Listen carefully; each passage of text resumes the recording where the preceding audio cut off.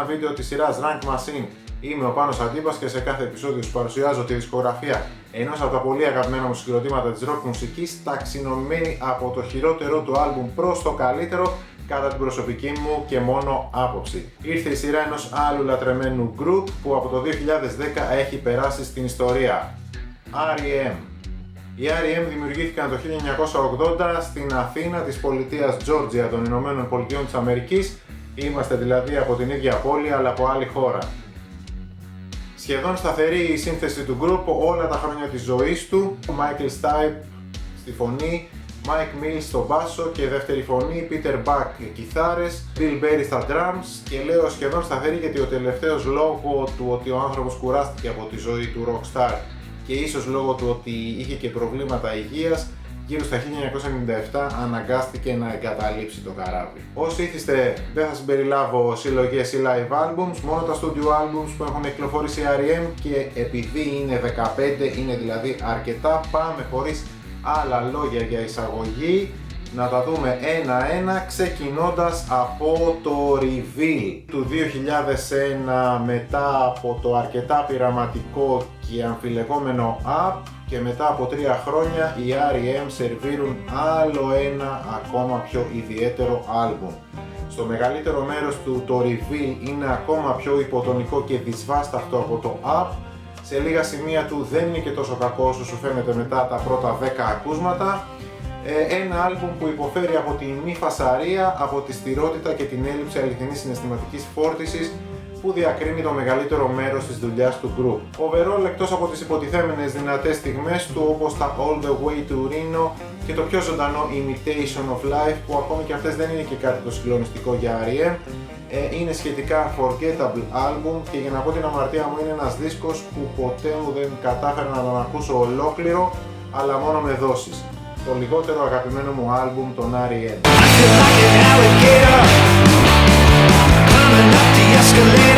Παρότι το κύκνιο άσμα Collapse into Now του 2011 είναι ένα πάρα πολύ καλό, ηλεκτρισμένο και αξιοπρεπέστατο άλμπουμ, μετά από το οποίο οι R.E.M. μας είπαν το εκοφαντικό αντίο, κουβαλάει κάμποση από την ενέργεια του προηγούμενου άλμπουμ, το Accelerate. Σε κάποια σημεία όμως έχω την αίσθηση ότι είναι ένα κουρασμένο άλμπουμ από ένα κουρασμένο group, ειδικά σε κομμάτια όπως τα Oh My Heart και Every Day Is Yours to Win. Το τελευταίο τραγούδι των R.E.M. είναι ντουέτο με την Patti Smith, εξαιρετικό μεν, καμία σχέση όμως με το προηγούμενο, το παλιότερο, το αντίστοιχο ντουέτο.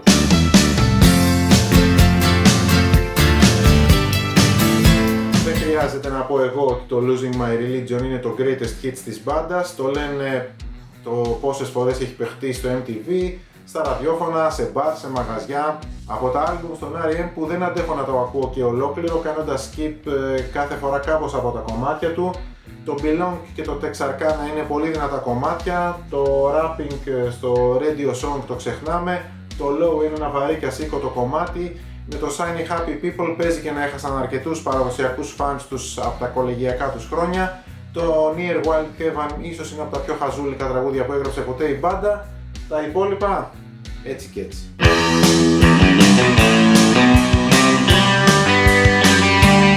Fables of the Reconstruction του 1985, το τρίτο άλμπουμ της μπάντας, το οποίο αντανακλά τις ρίζες του συγκροτήματος.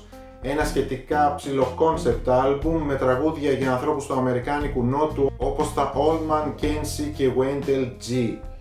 Από εδώ μου αρέσουν ιδιαίτερα τα Drive It και Can't Get There From Here με ωραίες δόσεις από πνευστά. Πολύ συμπαθητικά και τα Green Grow The Russes και Auctioneer. Το album θεωρείται ότι συνέβαλε στα μέγιστα στη μετέπειτα ανάπτυξη του group και το οποίο είναι ένα τετριμμένα καλό album σε σημεία βαρύ και σκοτεινό, και προσωπικά τρέφω ανάμεικτα συναισθήματα γι' αυτό.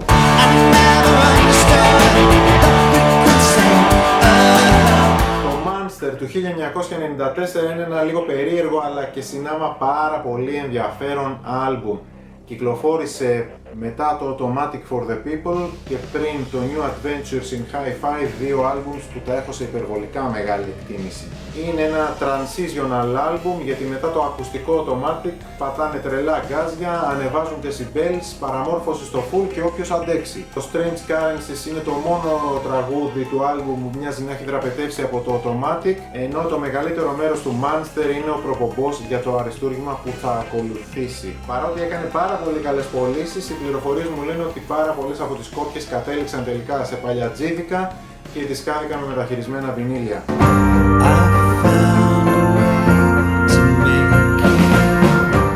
Του 1998 και τρίο έμειναν μετά την αποχώρηση του Bill Berry και στίχους έβαλαν για πρώτη φορά στο ένθετο και το παχυλότατο συμβόλαιο με την Warner συνέχισαν να τιμούν. Οι χωριάτες στην καταγωγή αποδείχτηκαν αριστοκράτες στη σκέψη και 15 χρόνια μετά εξακολουθούν να κοιτάνε up.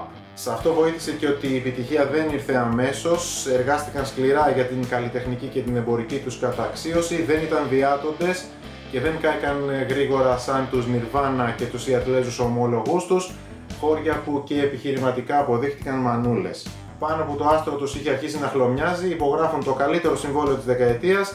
Εκεί που ο ταλαιπωρημένος από το στρες Bill Berry αποχωρεί, δεν το διαλύουν, έχουν εμπλουτίσει τον ήχο τους με έχορδα, χρησιμοποιούν drum machine στα περισσότερα κομμάτια, δεν αγωνιούν να αποδείξουν πόσο καλή πραγματικά είναι, κάνοντας ένα άλμπουμ τυπικά τέλειο αλλά χωρίς ψυχή. Το Up είναι ένα άλμπουμ με τα πάνω του αλλά και τα κάτω του, με μερικές πραγματικά εξαιρετικές συνθέσεις και άλλες εξαιρετικά αδιάφορες, και οι R.E.M. με αυτό απέδειξαν ότι παραμένουν ακμαίοι, δυνατοί και αξιόπιστοι.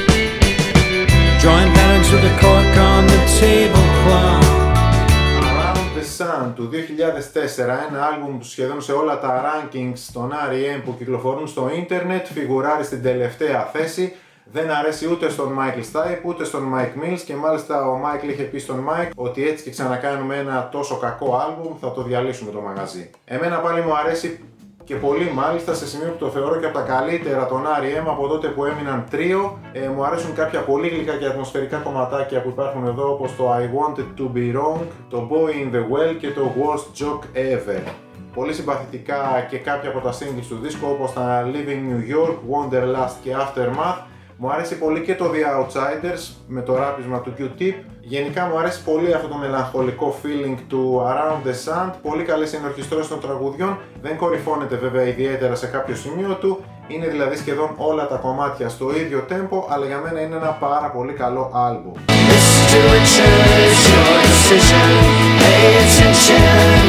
Accelerate του 2008, το χρονολογικά τελευταίο πάρα πολύ καλό άλμπουμ του group, ή διαφορετικά, αν θεωρητικά χωρίζαμε σε τρεις περιόδους την πορεία των R.E.M., δηλαδή η πρώτη θα μπορούσαμε να πούμε ότι είναι τα 5 πρώτα άλμπουμ στην ανεξάρτητη IRS, στη δεύτερη εκεί που γνώρισαν τη μεγάλη τους εμπορική επιτυχία, δηλαδή χοντρικά όλα τα 90s, και η τρίτη περίοδος τους μετά την αποχώρηση του Bill Berry. Τότε σίγουρα το Accelerate είναι το καλύτερο άλμπουμ της τρίτης περίοδου. Σχετικά μικρούλη σε διάρκεια, διαρκεί μόλις 34 λεπτά και 39 δευτερόλεπτα, πολύ δυνατός και rock δίσκος και σε σημεία ευπρόσδεκτα φασαριόζικος, όπως στα Living Well is the Best Revenge, Supernatural, Super Serious, Accelerate, σε σημεία η πολύ καλή εναλλακτική R.E.M. όπως στα Houston και Until the Day is Done. Το Mr. Richards μου θυμίζει λίγο τους πιο mainstream R.E.M. Στο Sing for the Submarine radioheadίζουν λίγο. Overall είναι ένα πάρα πολύ καλό άλμπουμ και από το New Adventures και δόθε με την προσθήκη κανονικού drummer και ακούγονται ξανά ως μια κανονική rock μπάντα.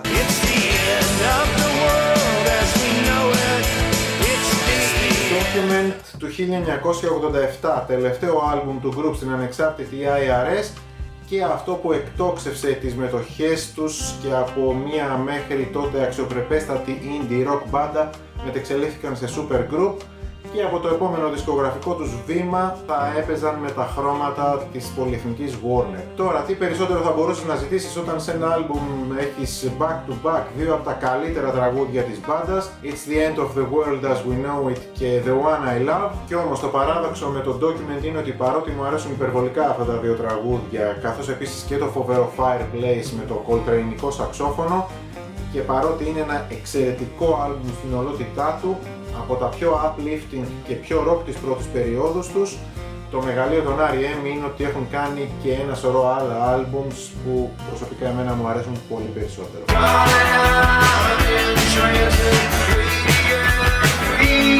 Murmur του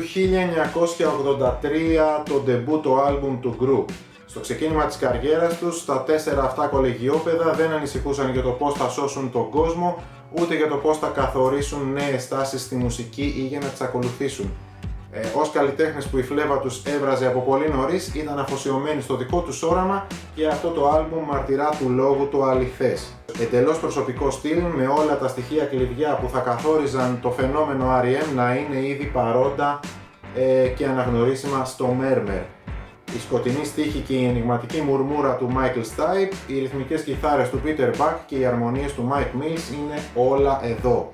Το Radio Free Europe ήταν μια πρώτη μικρή επιτυχία του συγκροτήματος, αλλά το Murmur είναι ο ήχος ενός συγκροτήματος που ξεκίνησε τη ζωή του ως ένα από τα καλύτερα συγκροτήματα του πλανήτη, απλά πήρε 10 χρόνια στον υπόλοιπο κόσμο για να το καταλάβει.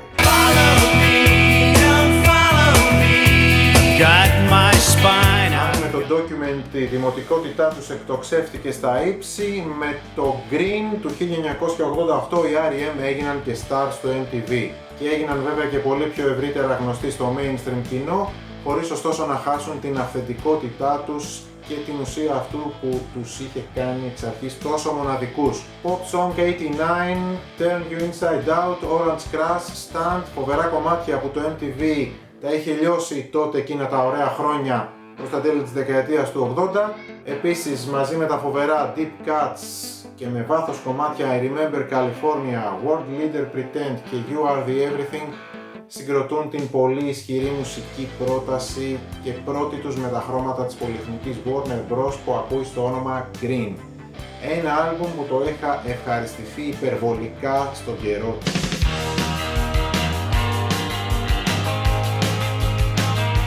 Reconning, το δεύτερο δύσκολο για κάθε μπάντα άλμπουμ και ειδικότερα εάν το πρώτο έχει δημιουργήσει πολύ μεγάλες προσδοκίες. Πιο συμβατικό κολεγιακό ροκ και πολύ πιο όριμο σε σχέση με το ντεμπούτο το Murmur, η φωνή του Michael είναι ακόμα αρκετά χαμηλά στη μίξη και ίσως δεν του είχε αποδοθεί άδικα το παρατσούκλι κορυφαίο φωνητικό όργανο.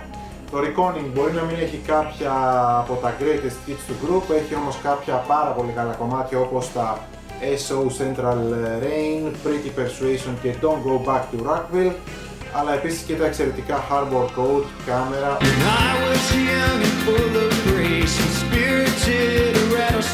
Live Street Pageant του 1986, το τέταρτο άλμπουμ των R.E.M. με το οποίο έκαναν ένα βήμα προς το mainstream, επιστρατεύοντας ως παραγωγό τον Don Gehman που τον είχε ο John Cougar Mellencamp και που είχαν κάνει μαζί το American Fool. Ο Gehman λοιπόν τους έδωσε έναν πολύ πιο εμπορικό και rock ήχο, με τα φωνητικά του style πλέον να είναι αρκετά ψηλά στη μίξη, που σημαίνει ότι καταλαβαίνεις πολύ περισσότερο τι λέει σε αυτό το άλμπουμ. Ενώ εντόπισε ως μυστικό όπλο της μπάντας τον Bill Berry και έκανε το νευρικό του παίξιμο στα drums επίκεντρο του Live Street Pageant, το οποίο είναι ένα εξίσου πολύ δυνατό άλμπουμ με τα τρία πρώτα, αλλά έχει ένα κάπως μεγαλύτερο εύρος στο στυλ των τραγουδιών από ό,τι είχαν τα προηγούμενα. Begin the Begin, Cuyahoga, Superman, πανέμορφες kind of μπαλάντες Flowers of Guatemala και Fall on Me, τρομερή ενέργεια στα rockers These Days, Just a Touch και I Believe, με την country εισαγωγή.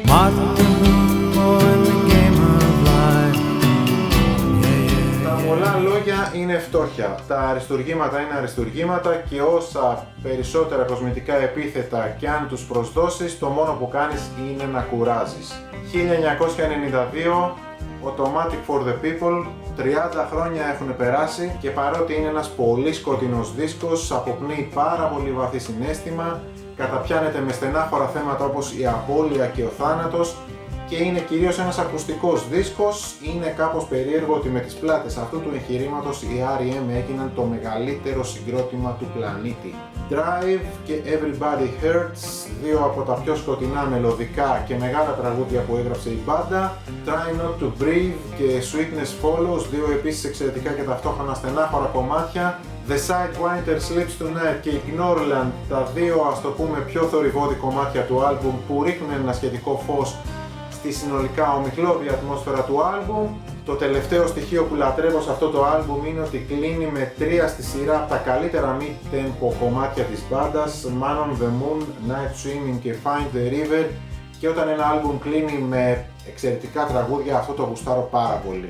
Ο τεράστιος John Paul Jones των Led Zeppelin έχει κάνει την ενορχήστρωση στα τραγούδια ογκόληθους του Automatic for the People, και επειδή ποτέ δεν ξέρω πότε θα μου έρθει η διάθεση να ακούσω αυτό το άλμπουμ, το έχω πάρει και σε συντάκι για όλες τις περιπτώσεις, και για να πω τη μαύρη μου αλήθεια, από την πρώτη στιγμή που αποφάσισα να κάνω αυτό το βίντεο για τους R.E.M, αυτό το άλμπουμ το είχα για ακατέβατο νούμερο 1. Όμως, όπως τραγουδάει ο Michael Stipe στο The Sidewinder Sleeps Tonight, Today I need something more substantial, και μάντεψε ποιο μπορεί να είναι αυτό. I look good in the glass pack. I look good in me. Αύγουστος του 1995, οι R.E.M βρίσκονται σε κατάσταση αποσύνθεσης. Ο drummer Bill Berry βρίσκεται στο νοσοκομείο και υποβάλλεται σε χειρουργική επέμβαση εγκεφάλου για τη θεραπεία 2 ανευρισμάτων στη δεξιά του πλευρά, ένα εκ των οποίων έσπασε καθώς έπαιζε στη σκηνή. Ο μπασίστας Mike Mills υποβάλλεται σε επίγουσα επέμβαση στην κοιλιά και ο τραγουδιστής Michael Stipe διαγνώστηκε με βουβονοκύλι. Αφού λοιπόν αποκαταστάθηκε η υγεία των 3/4 του group, 2 μήνες αργότερα το συγκρότημα ξαναβγήκε στον δρόμο για την υποστήριξη του ένατου άλμπουμ τους, του Monster. Ο τέταρτος της παρέας, ο οποίος τη γλίτωσε από θέματα υγείας, ο Peter Buck, είχε πάρει στην περιοδεία μαζί του τις 2 κόρες του, και από εκεί που στην αρχή αυτές μπουσουλάγανε, στο τέλος της περιοδίας είχαν αρχίσει να περπατάνε και να μιλάνε. Ο Pete τότε θα δήλωνε το αυτονόητο, δηλαδή ότι το 1995 ήταν μια πάρα πολύ δύσκολη χρονιά για όλους τους R.E.M. Η περιοδεία ήταν το ίδιο επεισοδιακή όπως και τα προεόρτια της. Ό,τι δυσκολία πέταγε η ζωή στα μούτρα των 4 R.E.M κατά τη διάρκεια της, αυτοί την άρπαζαν από τα μαλλιά και την έκαναν τραγούδι. Ταυτόχρονα λοιπόν έγραφαν και ηχογραφούσαν τον επόμενο, τον 10ο δίσκο τους, σχεδόν εξ ολοκλήρου στον δρόμο, και ο οποίος αντικατοπτρίζει ένα συγκρότημα που ζει και ηχογραφεί στην κυριολεξία σε αυτόν. Τα περισσότερα τραγούδια ηχογραφήθηκαν ζωντανά ή κατά τη διάρκεια του sound check, ενώ 2 ή 3 μόνο ηχογραφήθηκαν σε κανονικό στούντιο ηχογράφησης. Το New Adventures in Hi-Fi είναι ήδη 25 ετών, αλλά από πάνω του δεν φαίνεται να έχει περάσει ούτε μία μέρα. Το 2022 ακούγεται το ίδιο φρέσκος και ίσως ακόμη πιο πολύ σε σχέση με τότε που πρωτοκυκλοφόρησε. Η πιο εναλλακτική, η πιο μελωδική, η πιο συναισθηματική, η πιο φασαριόζη, η πιο σκληρή, η πιο σκοτεινή και η πιο υποτιμημένη R.E.M είναι καταγεγραμμένη στα αυλάκια αυτού του διπλού δίσκου. Η συνθετική τους φλέβα σε αυτό το άλμπουμ εκτινάσεται σε δυσθεώρητα ύψη, χτυπάει κόκκινο και ξεπερνάει κάθε προηγούμενο αλλά και κάθε επόμενο αριστούργημά τους. Ο πλουραλισμός των θεμάτων με τα οποία καταπιάνονται σε αυτό, σε μουσικό και στιχουργικό επίπεδο, συνθέτουν ένα άλμπουμ που όσα χρόνια και αν έχουν περάσει δεν το έχω χορτάσει ακόμα. Είναι τεράστιο σε διάρκεια, διαρκεί κατά τη περισσότερο από 65 λεπτά, που σημαίνει ότι οι R.E.M ήθελαν τόσα πολλά να πούν μέσα από αυτό και ποιος ξέρει και τι άλλο έμεινε απ' έξω από αυτό. Δηλαδή το μάθαμε και αυτό στην επανέκδοση για τα 25 του γενέθλια που κυκλοφόρησε σε διπλό CD, και μάλιστα το ένα από αυτά τα δύο περιλαμβάνει τα outtakes από αυτό το άλμπουμ και διάφορα live κομματιών από το New Adventures. Εξαιρετικά αρμονικό δέσιμο των ήχων της κιθάρας, ηλεκτρικής και ακουστικής με τα πιάνο, τα Moogs και τα synthesizer, και εννοείται βέβαια και της rhythm section. Η τραγουδοποιία του Michael Stipe πάντα ήταν ιδιαίτερη. Στο New Adventures δεν χορταίνεις να διαβάζεις στίχους, μόνο και μόνο για να κάνεις πλουσιότερο το αγγλικό σου λεξιλόγιο και φρασεολόγιο. Στίχοι βέβαια οι οποίοι δεν περιλαμβάνονται σε κάποιο ένθετο μέσα στο δίσκο, θα τους βρεις μόνο αν τους αναζητήσεις στο ίντερνετ. Το μεγαλείο αυτού του μουσικού έργου εκτείνεται από την απογοήτευση του ήρωα του How the West Was Won and Where It Got Us με το αυτοσχεδιαστικό παίξιμο στο πιάνο από τον Mike Mills, ο οποίος ως άλλος Thelonious Monk ξέρει ότι δεν υπάρχουν λάθος νότες, έως την αλόγιστη χρήση παραισθησιογόνων δίχως αύριο του So Fast So Numb.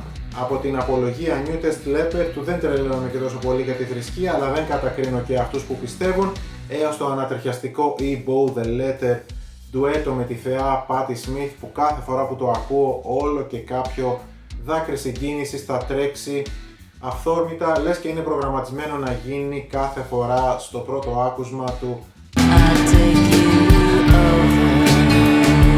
Ίσως το συγκλονιστικότερο τραγούδι που έγραψε ποτέ η μπάντα. Από την εύθραυστη έως και αφελή αλλά ταυτόχρονα και πολύ δυνατή ηλεκτρική μπαλάντα Be Mine έως το παραμορφωτικό και εκοφαντικό Live. Από το Departure που δεν έχει σε τίποτα να ζηλέψει ένα hard rock άκουσμα πολύ υψηλού επίπεδου έως το πιο ήρεμο και πιο folky η φινάλε Electrolyte με το πιάνο και το βιολί να κλέβουν την παράσταση. Όλα όμως τα τραγούδια του άλμπουμ εξιστορούν κάτι ξεχωριστό και ιδιαίτερο και όλα τα τραγούδια εκτός από τα υποτιθέμενα πιο κραχτά hits του τα θεωρώ deep cuts. The Wake Up Bomb, Undertow, Low Desert, Zither, όλα κομμάτια υπερβολικά υψηλού επίπεδου. Μπορεί το New Adventures in Hi-Fi να μην έχει τις ενορχιστρώσεις που είχε κάνει ο τεράστιος John Paul Jones στο Automatic for the People και να είναι ενορχιστρωμένο μόνο με τα κλασικά rock όργανα, όμως είναι τόσο τέλειο και τόσο πλούσιο σε ήχους, σε μουσικές, σε χρώματα, σε συναισθήματα. Είναι από αυτά τα albums που εγώ λέω ότι δεν θα χρειαζόταν ούτε μία νότα παραπάνω για να γίνει καλύτερο, πιο έβυχο και πλουσιότερο.